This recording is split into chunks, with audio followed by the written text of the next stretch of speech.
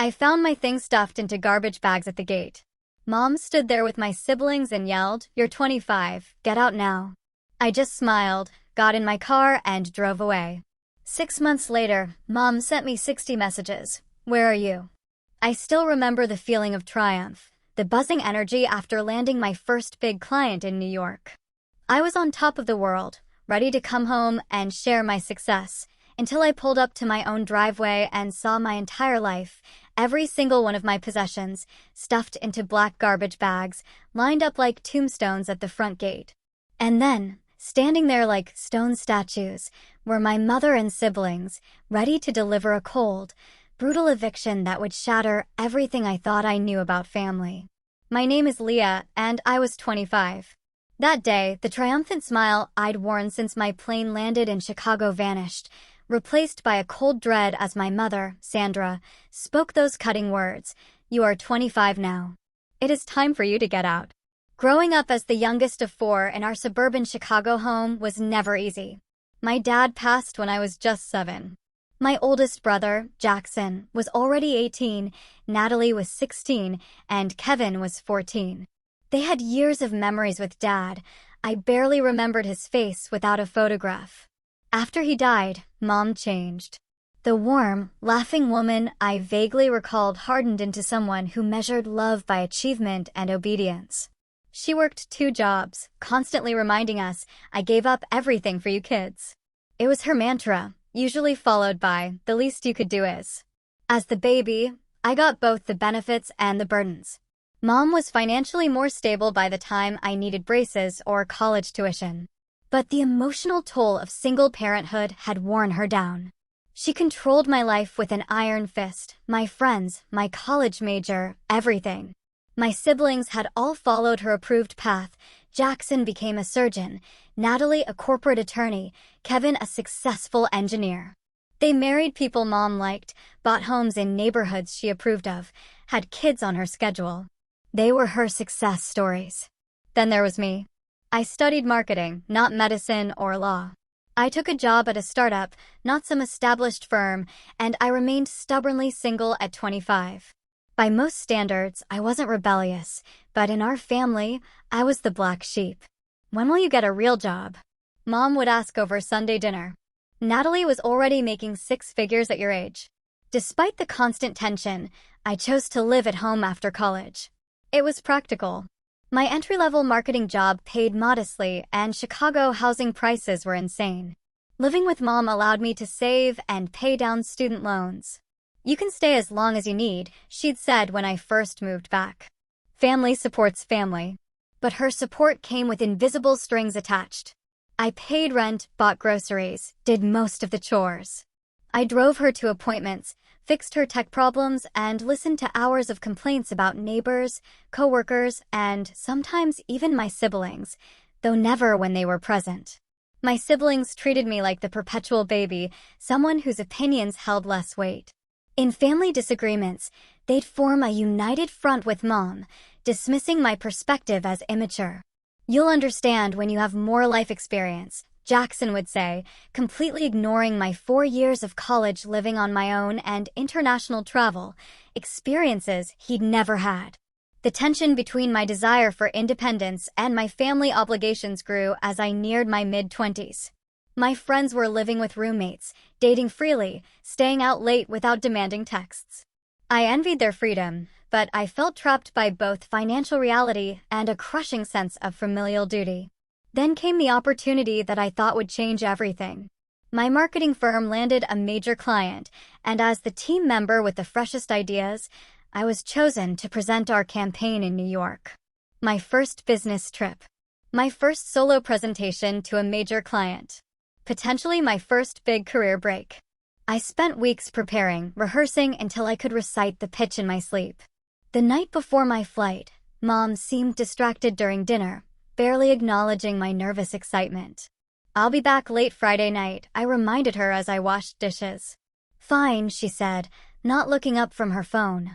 "Jackson and Natalie are coming over on Saturday with the kids.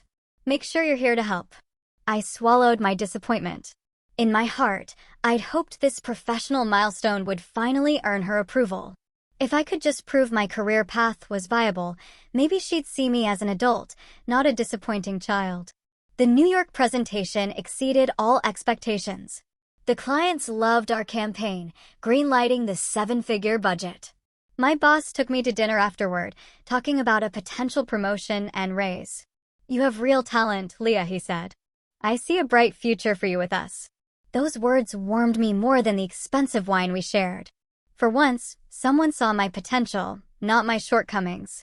I bought small gifts for everyone during my limited free time: a silk scarf for Mom, craft beers for my brothers, a designer pen for Natalie. Small tokens of success, peace offerings I hoped would bridge the gap. On the flight home, I imagined sharing my triumph at the family gathering. Maybe Jackson would stop asking when I'd get a stable job. Natalie might stop forwarding me administrative positions. Kevin might quit suggesting a master's degree. Above all, I fantasized about Mom's reaction. In my daydream, she'd smile with pride, telling her friends about my accomplishment, finally seeing I was making my own way, just on a different path. Little did I know, my fantasy of family validation would shatter within minutes of my return, replaced by a nightmare I could never have anticipated. The Chicago afternoon was perfect spring weather as my rideshare pulled away from O'Hare. The sunshine after weeks of rain felt like a good omen. My gifts were in my carry-on, presentation materials safely in my laptop bag, including the signed contract that would transform my department's budget and, hopefully, my career. I texted Mom that I'd landed and was on my way home. No response. Not entirely unusual, but a small twinge of unease flickered through me. Communication had been minimal all trip, one-word replies or nothing. Halfway home, my phone rang. Jackson. My oldest brother rarely called directly. "Hello." I answered, curiosity mixing with faint apprehension. "Where are you right now?" His tone was clipped, professional, like he used with a difficult patient. "In a car, heading home. My flight landed early. Is everything okay?" A pause stretched between us, long enough to accelerate my heartbeat. "Mom wants to talk to you when you get home." "We all do." Alarm replaced confusion. "About what? Is someone sick?" "Just get home, Leah." He hung up without another word. My mind raced. Nieces or nephews? Mom ill? A distant relative passed? None of it explained the coldness in his voice or why we all needed to talk to me. I tried Natalie, then Kevin. Neither answered. I messaged the family chat. Read receipts, no responses. Mom's last message, sent the previous evening, now seemed ominous. "We need to discuss some changes when you return." The driver noticed my agitation. "Everything all right, miss?" "Just family stuff," I replied, forcing a grimace of a smile. As we turned onto my street, the neighborhood looked peaceful. Then I saw them. Black garbage bags, at least a dozen, lined the driveway near the front gate. 4 figures stood in the yard, postures stiff and confrontational. Mom in her gardening apron. Jackson in casual clothes. Natalie in impeccable business attire, even on a Saturday. Kevin in his university sweatshirt. "You can stop here," I told the driver, my voice distant to my own ears. I paid quickly, gathered my luggage, and stepped onto the sidewalk. The driver pulled away, leaving me exposed. None of them moved. None of them smiled. "What is going on?" I asked, approaching slowly. "What are all these bags?" Mom stepped forward, her mouth a thin line. "Your things are packed. It is time for you to find your own place." The world tilted beneath my feet. "What? Why? We never discussed this." "You are 25 years old," she continued, as if I hadn't spoken. "All your siblings were on their own by 23. You have overstayed your welcome." Jackson nodded. "It's time you learned responsibility." The irony of his statement might have made me laugh in different circumstances. I was paying rent, doing chores, working full-time, advancing my career. By any definition, I was responsible. "This is insane," I said, looking from face to face, searching for any sign of warmth. "I just got back from a business trip. I have nowhere to go." "You should have planned better," Natalie interjected, checking her watch as if my homelessness was making her late. "We all managed to find apartments right after college." With parental co-signing and down payment assistance, I reminded her, anger beginning to cut through my shock, and significantly higher starting salaries in established professions. Excuses, Kevin said, shaking his head. You've had 3 years to figure this out. I turned to Mom, desperate for an explanation. Why now? Why today? Without any warning. I've been hinting for months that you should move on, she replied. You chose not to listen. Hinting isn't the same as giving notice. My voice rose despite my efforts to remain calm. Normal people discuss major decisions. They don't pack someone's belongings while they're away and ambush them upon return. Don't raise your voice to your mother, Jackson warned, stepping closer. The absurdity of it all struck me. I was being lectured about respect while being treated with absolute disrespect. My family had waited until I was out of town to pack my possessions in garbage bags and evict me without warning or discussion. What is this really about? I asked, a sudden memory of Mom and Natalie discussing property values flickering in my mind. Are you selling the house? A flicker of surprise crossed Mom's face. My financial decisions are none of your concern. They are if they involve making me homeless with no notice. You are not homeless, Natalie said with exaggerated patience. You have a job. Get an apartment like everyone else. Without references, without time to save for a security deposit, without warning? I looked at each of them. Do you hear yourselves? Who treats family this way? We are doing this for your own good, Mom insisted. You need to stand on your own 2 feet. By cutting them out from under me? I countered. A neighbor walking his dog slowed, openly staring. My humiliation deepened. This is ridiculous, I said, lowering my voice. Let's go inside and discuss this like adults. There is nothing to discuss, Mom replied. The decision has been made. Without any input from me, the person most affected, your input has been your continued failure to launch, Kevin said. We have all discussed it and agreed this is necessary. That statement landed like a physical blow. They had discussed me, judged me, and determined my fate without my knowledge or participation. The gifts I'd bought them suddenly felt like pathetic bribes for affection that had already been withdrawn. When did you pack all this? I asked, gesturing to the garbage bags. Yesterday, Mom answered. Jackson and Kevin helped. The timing wasn't coincidental. They deliberately waited until I was away, unable to defend my space or my position. And what am I supposed to do now? Where am I supposed to go tonight? You should have friends you can stay with, Natalie suggested, though her tone implied doubt that I had any. Or get a hotel, Jackson added. You just got back from New York.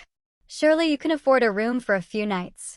They didn't know the company had paid for my accommodations, or that my modest savings were earmarked for eventual moving costs. Can I at least come inside and sort through these bags? I asked. I doubt you knew what was important when you packed. Everything is there, Mom said firmly. Your room has been cleared. The finality of her statement made my stomach clench.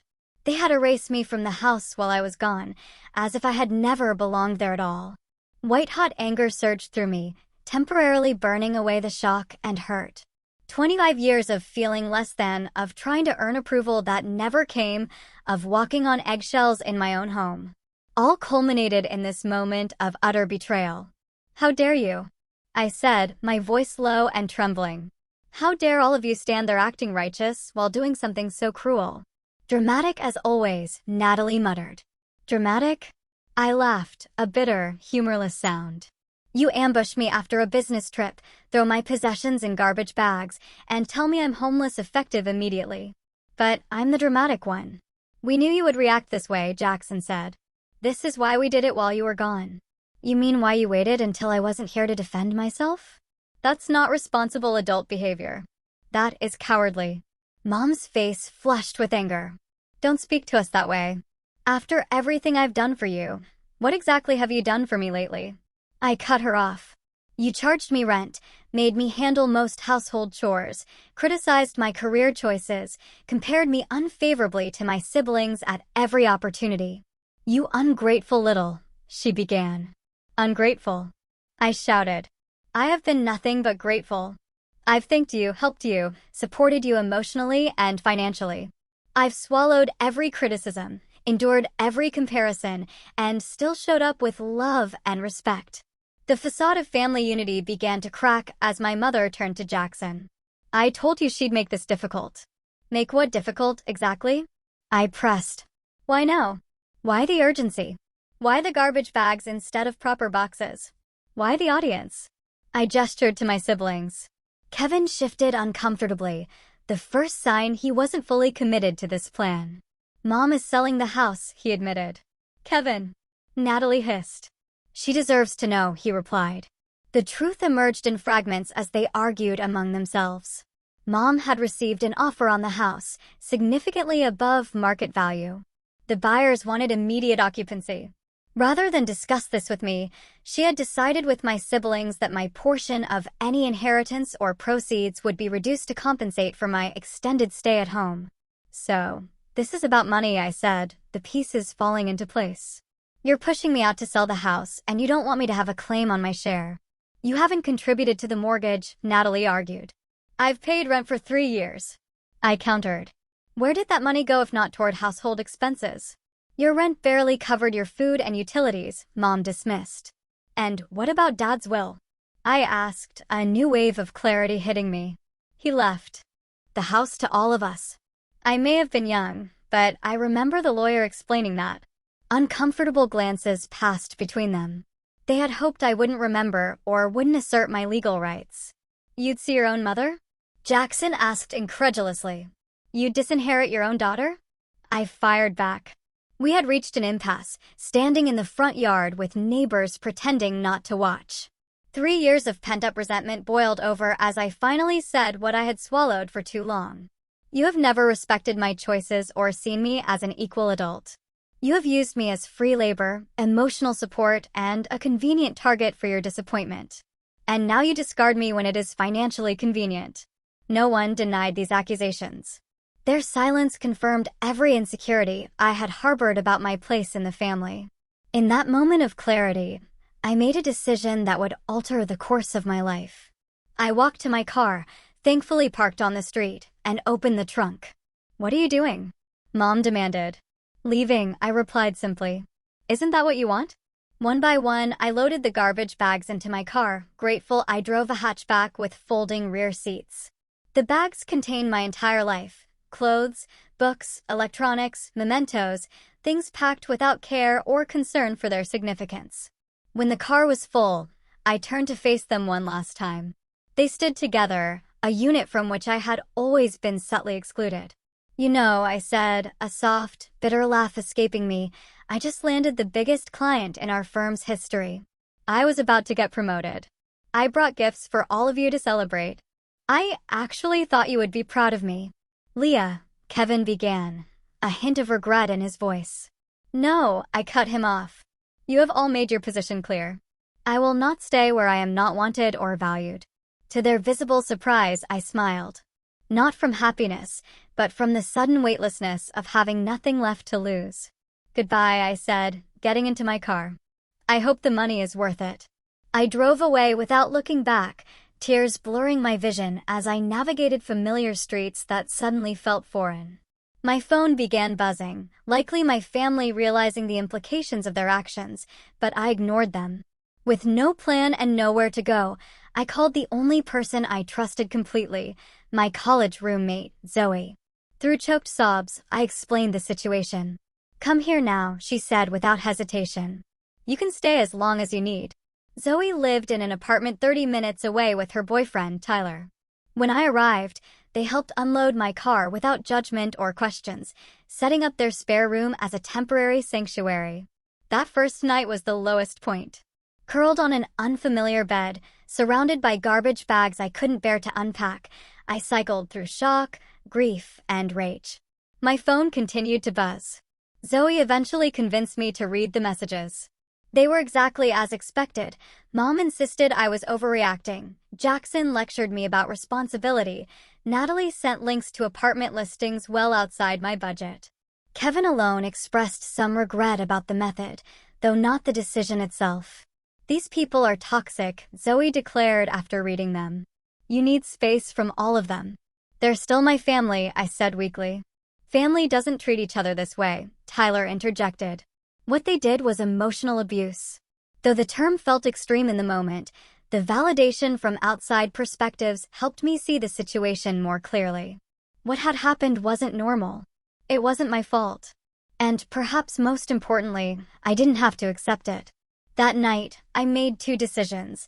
I would build a new life entirely independent from my family, and I would never again measure my worth through their approval.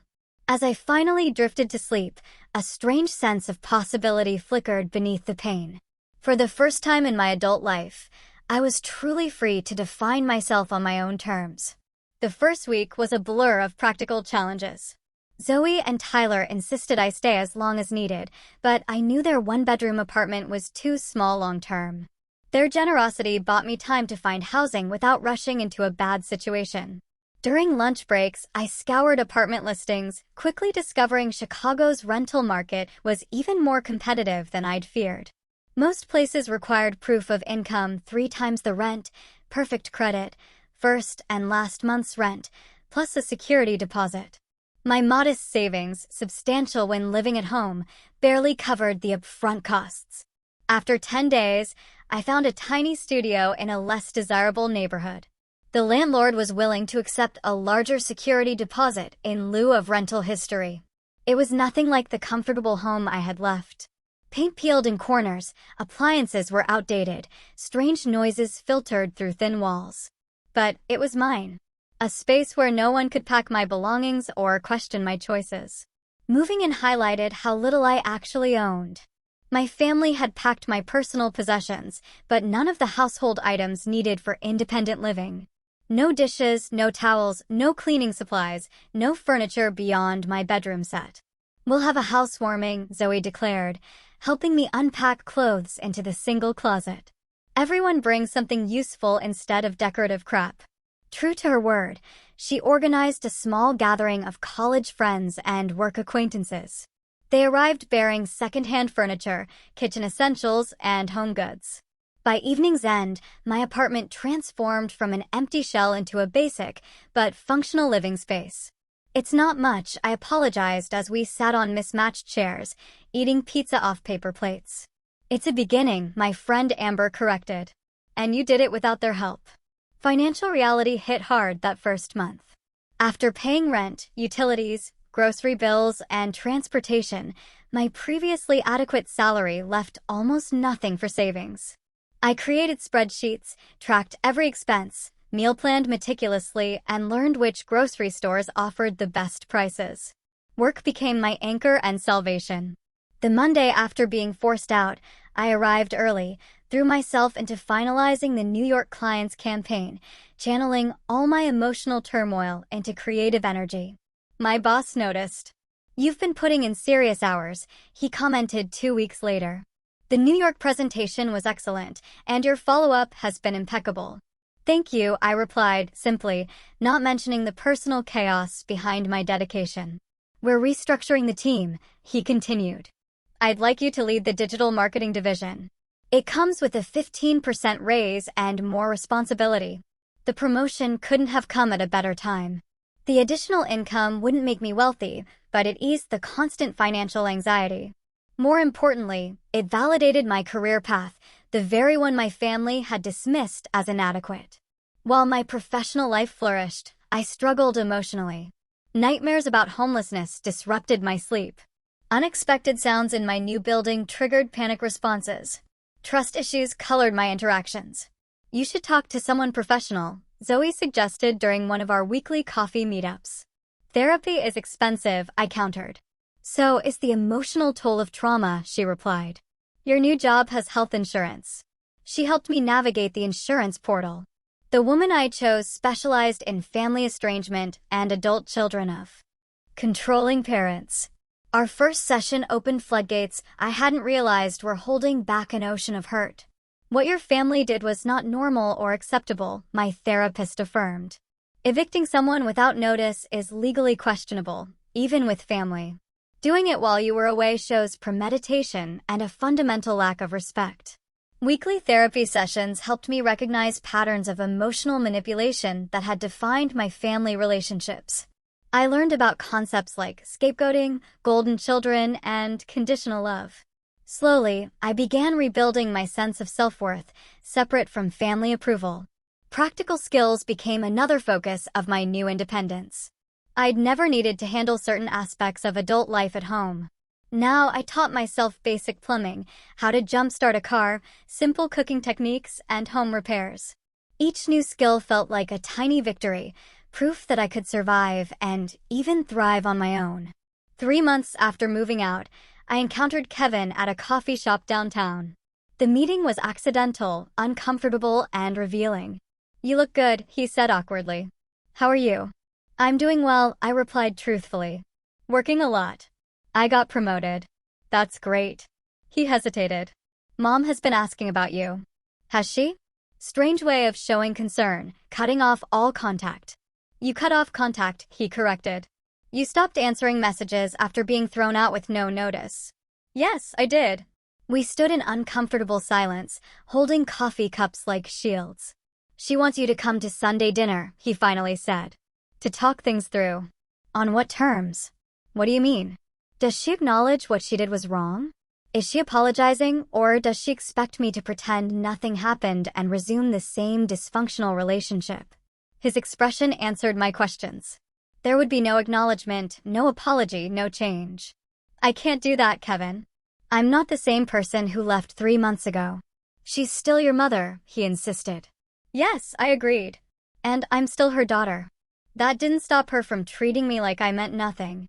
As we parted ways, he seemed troubled, perhaps seeing our family dynamic from a new perspective.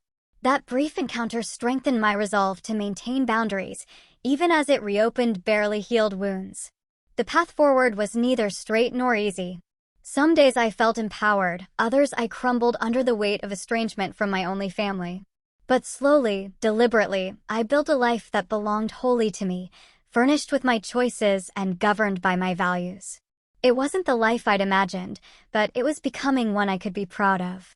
As 3 months stretched into 4 and then 5, a remarkable transformation took place. The constant anxiety gradually subsided, replaced by growing confidence. My promotion proved to be a professional turning point. Leading the digital marketing division meant higher visibility and direct client contact.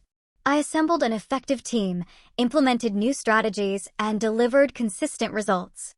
"Your campaign increased engagement by 40%, our CEO noted during a quarterly review. "That is impressive work, Leah." The acknowledgement, delivered in front of the entire leadership team, felt more validating than any family approval I had ever sought. My colleagues saw my value without the distorting lens of family history. With financial stability came practical improvements. I traded my unreliable used car for a newer model. When my lease neared renewal, I found a nicer apartment in a safer neighborhood, with more natural light and a small balcony for herbs and flowers. Furnishing my new space became an exercise in self-discovery. Free from my mother's aesthetic preferences and my siblings' opinions, I finally explored my own taste. I discovered a love for mid-century modern design, bold colors, and functional spaces. Each piece, new or secondhand, reflected my emerging identity. "This place feels like you," Zoe commented. "Your old room never did." She was right. My childhood bedroom had remained frozen in adolescence, while my space at Mom's house had felt temporary, despite 3 years of residency. This apartment, though rented, was the first home that truly expressed who I was becoming. Social connections expanded beyond my small circle of college friends. I joined a book club, volunteered at a food bank, and accepted invitations to work events. Through these activities, I met people who knew me only as I was now, not as the family disappointment or the babied youngest sibling. Among these new acquaintances was Daniel, a graphic designer who collaborated with my team. Our professional relationship evolved into friendship, then cautious romance. Unlike previous relationships conducted under my mother's scrutinizing gaze, this connection developed at its own pace, free from external pressure or judgment.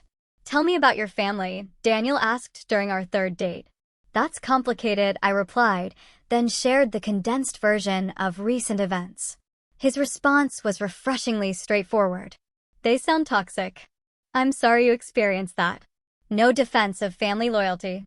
No suggestion that I must have done something to deserve such treatment. No pressure to reconcile. Just simple validation. Daniel's healthy family eventually provided a window into what functional family dynamics could look like. Sunday dinners at his parents' home showed me respectful disagreement, unconditional support, and genuine interest. The contrast with my own family was both painful and enlightening. My therapy sessions evolved from crisis management to deeper healing and personal growth. With professional guidance, I examined childhood patterns, recognized unhealthy coping mechanisms, and developed strategies for setting boundaries. "You've made remarkable progress," my therapist observed. "You are breaking generational patterns." The comment struck me deeply. Perhaps the most meaningful victory was not external success, but internal change, the ability to recognize and reject the dysfunctional dynamics that had shaped my family for generations. This psychological shift manifested in unexpected ways. I became more assertive at work, proposing bold campaigns and confidently defending my ideas. I developed clearer boundaries with friends, no longer agreeing to plans that drained my energy. I pursued interests I had previously abandoned, rediscovering photography and creative writing. I also made the difficult decision to block all communication from my mother and older siblings. After months of guilt-inducing to openly hostile texts, I recognized that each interaction reset my emotional healing. Kevin remained the exception, as his messages had evolved from family pressure tactics to genuine, if awkward, attempts at independent connection. 5 months after being forced out, I attended a marketing conference and unexpectedly reconnected with Mrs. Reynolds, my high school journalism teacher. She had always encouraged my writing and creative thinking when other adults focused solely on my academic performance relative to my siblings. "Leah Harrison, how wonderful to see you," she greeted me warmly. "Are you still in marketing?" Our conversation revealed she had always seen potential in me that my family had missed or dismissed. Her belief in my abilities had been genuine, a rare experience. "You always had a unique perspective," she told me. "I'm not surprised you found success on your own terms."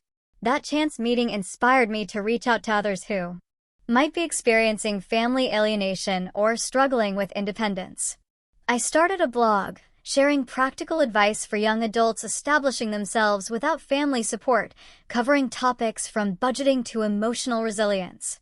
The blog connected me to an online community of people with similar experiences. Comments poured in from readers who found validation in my story and hope in my progress. "Your post about holiday coping strategies literally got me through Christmas," one reader wrote. "For the first time, I didn't feel guilty about protecting my peace." Through helping others, I continued my own healing.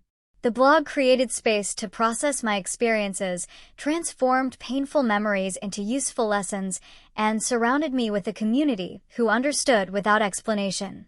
As the 6-month mark of my forced independence approached, I realized that the family who had discarded me had unintentionally given me the greatest gift, the opportunity to discover my strength, reshape my identity, and build a life aligned with my authentic self. The journey had been painful, but the destination was proving worth every difficult step.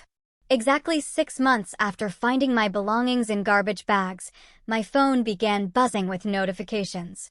Messages from my mother flooded in 1, then 5, then dozens more throughout the day.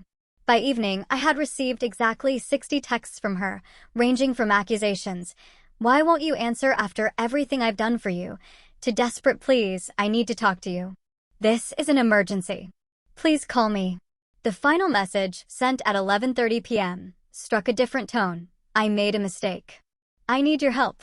Against my therapist's advice and my own better judgment, I read them all. Something had clearly happened. Something significant enough to break through my mother's pride and denial. Despite everything, concern flickered beneath my carefully constructed defenses. I called Kevin the next morning, choosing the sibling who had shown at least minimal regret. "What is going on with Mom?" I asked. His heavy sigh carried through the phone. "She lost everything." The story emerged in fragments, each more unbelievable than the last. Mom had indeed sold the family home, receiving a substantial sum that should have secured her retirement. Instead of investing wisely, She had entrusted the entire amount to a financial advisor introduced by a church acquaintance. It was a scam, Kevin explained. The guy disappeared with her money and at least 10 other victims. That's terrible, I said, genuinely sympathetic despite our history. But why contact me now? Where are Jackson and Natalie? Another pause. They're not speaking to her. What? Why? She promised each of us a portion of the house proceeds. Jackson already put a deposit on a vacation property based on that promise. Natalie had planned a home renovation. And you?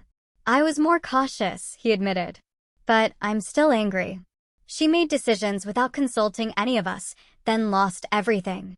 The irony was not lost on me. My mother had excluded me from decisions about my own living situation, and now felt the sting of similar treatment from her other children. There's more, Kevin continued reluctantly. She has nowhere to live. The new owners took possession of the house last week. She's been staying in a motel, but her funds are running out. Where does she expect to go? She mentioned your new apartment. A cold wave of disbelief washed over me. After throwing me out without notice, my mother's plan was to move in with me? The audacity was breathtaking. That is not happening, I said firmly. I know, Kevin agreed, surprising me. That would be unreasonable after everything. But she needs something, Leah. She's still our mother. The situation forced me to confront complex questions about obligation, forgiveness, and boundaries. What did I owe the woman who had raised me but also betrayed me? Could I help without sacrificing the healthy independence I had built? Was it possible to show compassion without enabling toxic patterns? After consulting with my therapist, I agreed to meet my mother at a coffee shop, a neutral location where I could leave if necessary. Daniel offered to wait nearby, providing both moral support and an escape plan if things became too intense. My mother looked diminished when she arrived. Her confident posture replaced by a nervous hunch. The designer clothes and perfect makeup that had been her uniform were exchanged for casual wear and minimal cosmetics. She had aged years and months. Thank you for coming, she began, hands clutching her coffee cup. I didn't think you would. I almost didn't, I replied honestly. We sat in uncomfortable silence, the weight of our history pressing down. I lost everything, she finally said. The house, the money, everything. Kevin told me. Jackson and Natalie won't speak to me. They say I betrayed them. I nodded, acknowledging her pain without accepting responsibility for it. I need help, Leah. Her voice cracked. I have nowhere to go. The request hung in the air, unspoken but clear. She expected me, the child she had discarded, to rescue her. 6 months earlier, I might have agreed immediately, desperate for her approval. Now I saw the situation with painful clarity. Do you understand what you did to me? I asked quietly. She blinked, clearly unprepared for this response. By throwing me out without warning? By packing my things in garbage bags while I was away? By ambushing me with the entire family as witnesses to my humiliation? I may have handled it poorly, she conceded, but my intentions were good. Your intentions? I laughed without humor.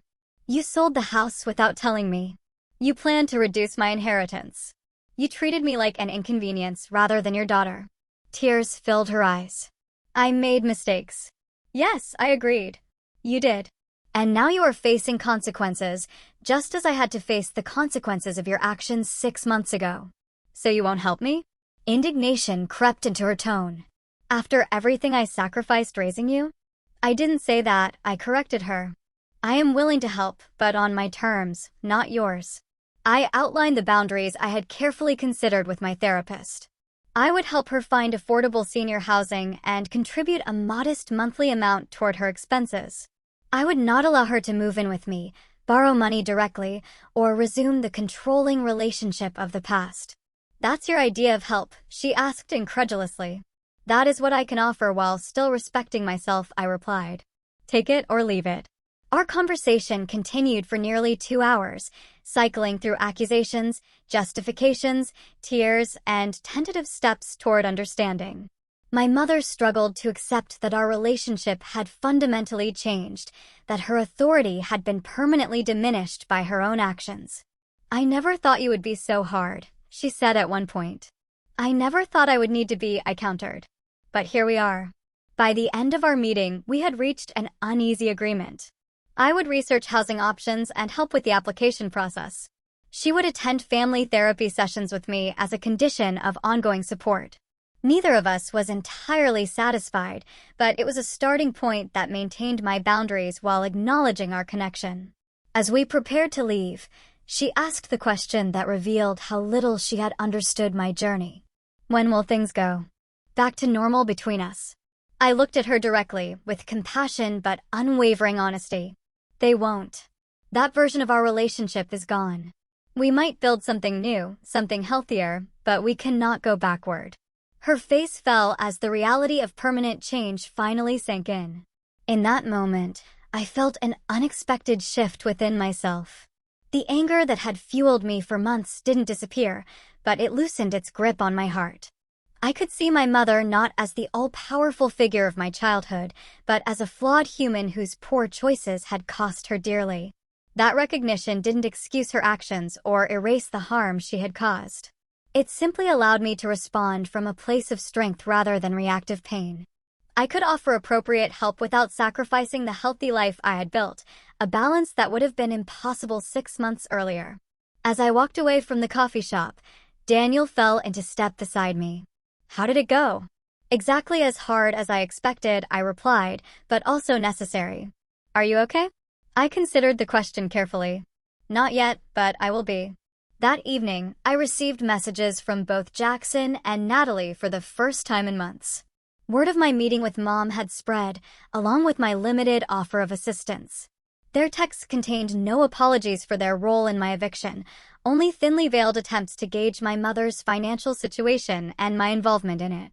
I left both messages unanswered, recognizing them as continuations of unhealthy patterns rather than genuine attempts at reconciliation. Some relationships could potentially heal with time and effort. Others might need to remain distant for my well-being. Learning to distinguish between them was part of my ongoing growth. The family crisis that had prompted 60 desperate messages had not provided a Hollywood reconciliation or neat resolution. Instead, it had offered something more valuable, confirmation that the boundaries I had established were necessary and the independent life I had built was worth protecting. In the weeks following our coffee shop confrontation, I helped my mother navigate the complex process of finding affordable senior housing. The assistance I provided was practical rather than financial, researching options, explaining application requirements, and occasionally driving her to appointments. Pine Meadows, the facility she eventually moved into, offered independent living apartments with optional supportive services.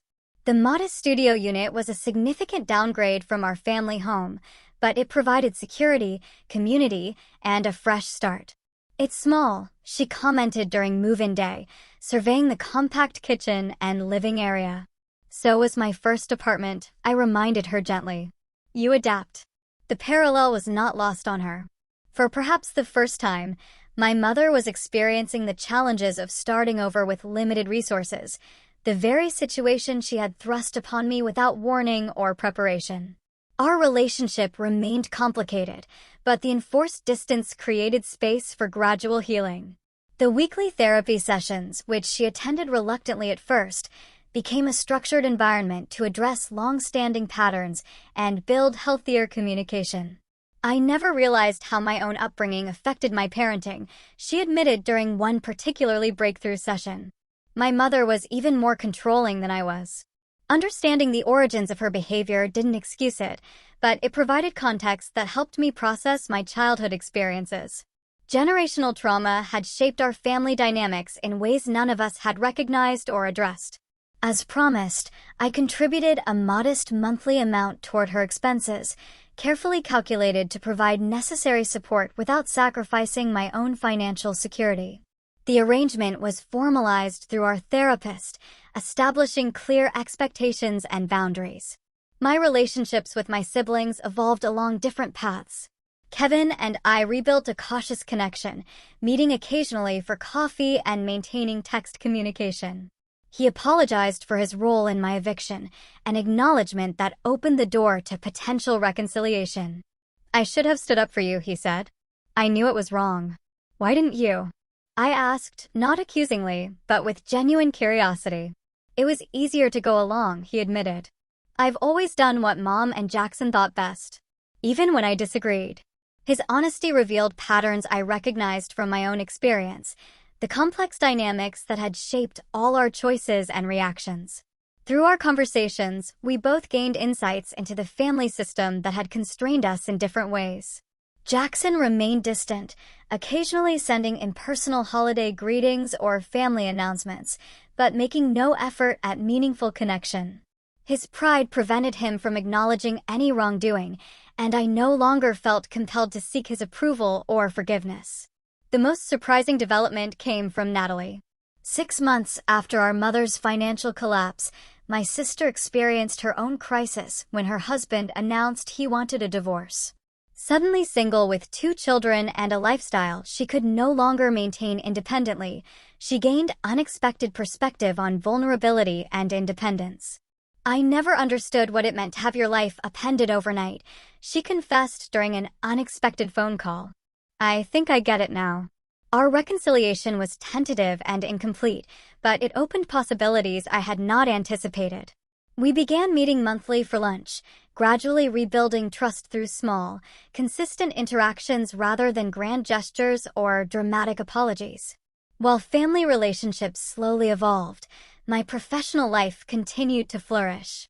1 year after the promotion that had coincided with my forced independence, I was offered the position of Director of Marketing, overseeing all campaigns and client relationships. The new role came with a substantial salary increase, stock options, and enhanced benefits. For the first time, I felt truly financially secure, capable of building long-term stability rather than merely surviving month to month. With this security came the ability to pursue a dream I had privately harbored but never voiced to my family: homeownership. Working with a realtor, I found a small but charming condo in a diverse neighborhood with a reasonable commute downtown. The day I received the keys, I stood alone in the empty living room, overwhelmed by the significance of the moment. This space was mine, purchased with my earnings, selected by my preferences, secured by my credit and reputation. No one could pack my belongings or demand I leave. No one could diminish this achievement or take it away. I hosted a housewarming party for the friends who had supported me through the darkest periods of the previous year: Zoe and Tyler, Daniel, work colleagues, therapy group members, and even Kevin attended, filling my new home with laughter and positive energy. I propose a toast, Zoe announced, raising her glass. To Leah, who turned garbage bags into a gorgeous home through sheer determination and courage. The reference to how my journey had begun prompted knowing smiles rather than painful memories. What had once been traumatic had transformed into an origin story of resilience and growth. As my external circumstances stabilized, I continued the internal work of healing and self-discovery. With my therapist's encouragement, I established a small scholarship fund for young adults aging out of foster care or leaving difficult family situations. The modest grants helped recipients with security deposits, professional clothing, or educational expenses, addressing practical needs often overlooked by larger programs. You have turned your pain into purpose, my therapist observed when I shared feedback from the first scholarship recipients. That is true healing. The observation resonated deeply. The betrayal that had initially shattered my sense of security had ultimately revealed strengths I might never have discovered otherwise. Being forced to stand alone had taught me that I could not just survive, but thrive on my own terms. My relationship with my mother would never return to what it had been, nor what I once wanted it to be. The dynamics that had defined our earlier interaction were fundamentally unhealthy, rooted in control rather than respect. Instead, we were slowly building something new, a relationship between adults with clear boundaries and realistic expectations. During our last therapy session of the year, my mother said something that demonstrated how far we had both come. I am proud of you, she stated simply. Not because you are successful by conventional standards, though you are. I am proud of who you have become, how you have handled adversity, much of which I caused. The acknowledgement, offered without qualification or comparison to my siblings, was perhaps the most genuine approval she had ever expressed. It mattered to me, but in a different way than it once would have. Her validation was welcome, but no longer necessary for my sense of worth or identity. That evolution represented the most profound lesson of my journey. Love should not require perfect compliance. Achievement should not be a prerequisite for belonging. And family connections, while important, cannot define our entire sense of self. There are wounds that never completely heal, relationships that cannot be fully restored, and betrayals that permanently alter our understanding of trust and loyalty. Yet within those painful realities lie opportunities for growth that might otherwise remain undiscovered. Sometimes being forced out of what feels like home leads us to where we truly belong, to the person we were meant to become. What began with garbage bags at a gate ended with the keys to my own front door, both literally and metaphorically. The journey between those points transformed not just my circumstances, but my fundamental understanding of family, independence, and self-worth. In losing what I thought I needed, I found what I truly deserved, a life defined by my choices, rather than others' expectations. Have you ever experienced a moment when family betrayal ultimately led to unexpected strength?